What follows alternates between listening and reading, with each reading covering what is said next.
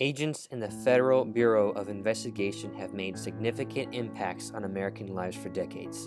Their work causes some of the best in today's society to come in contact with the worst. Today we have come to visit Mr. Barron's home to interview him about his past FBI agent experiences. We hope we can share his story and lessons he learned while in the corporation.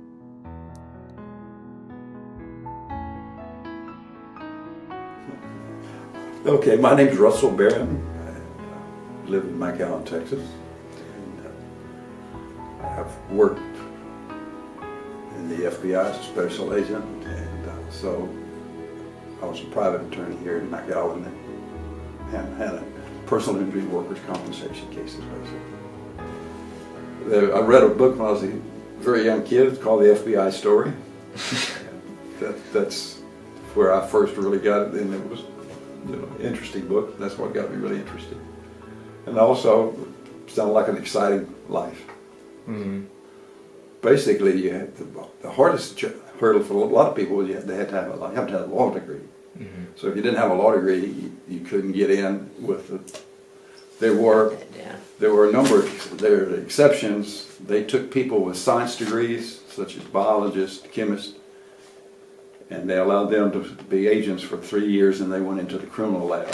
And they wanted them to have an investigative background so they would understand what was going on.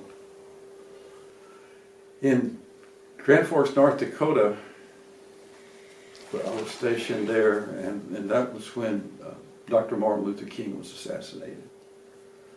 And so they was trying to identify who the assassin was, and it finally came out to be a man by the name of James Earl Ray. And once that came out, there was a big article in Life magazine about James Earl Ray, his youth, he's an ex-con, had been in the prison for, and so on. And so once that came out, we began to get a lot of leads, people calling in that they had seen him. So I got a call one time. I was outside of Grand Forks to call the office in Minneapolis, which I did, and they said that optometrist James Earl Ray had been in his office. Mm-hmm. So I go back to his office, and he had the magazine, the Life magazine, and he said it was him.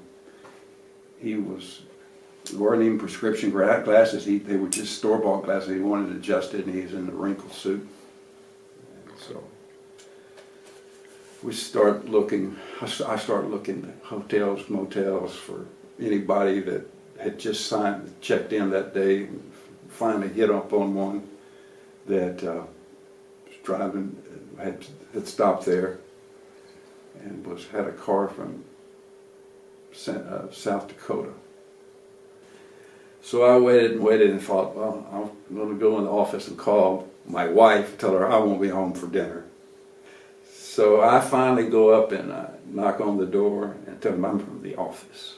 I got a note for him. He said, stick it on the door. I said, sir, I can't do that. That's against the rules. He said, stick it on the door. I said, I can't do it. So he opens the door, the wooden door, and lets me in, and he looks like the pictures of James Earl Ray. And I tell him who I am at that time, what I want. And he's scared, and I'm scared. And so he said, oh, I got my wallet in my suit coat there, I'll get it for you. So he walks across to the little closet, and I'm thinking, he's coming out of there with the gun, James Earl Ray. So I follow him.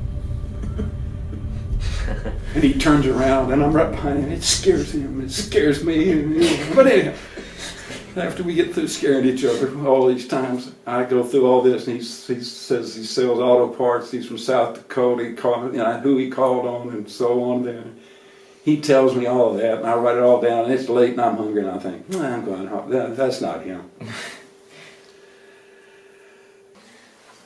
It was very nerve-wracking because your husband got up in the morning, got dressed, and put a gun on. And you didn't know what was going to happen all day. I'm sure that's how police officers' wives husbands feel nowadays. You never know what's going to happen. And you don't work 8 to 5. So it was hard. One time he just called me at home and said, "Get my suitcase out and pack it. I'm going to have to be gone for about 3 days. And don't ask." And that's kind of nerve-wracking. Geez, where you going? Just don't ask. I didn't like it. I didn't like that in East St. Louis he drove with his gun out beside him all the time. Just never know what's going to happen. So what made you leave the FBI?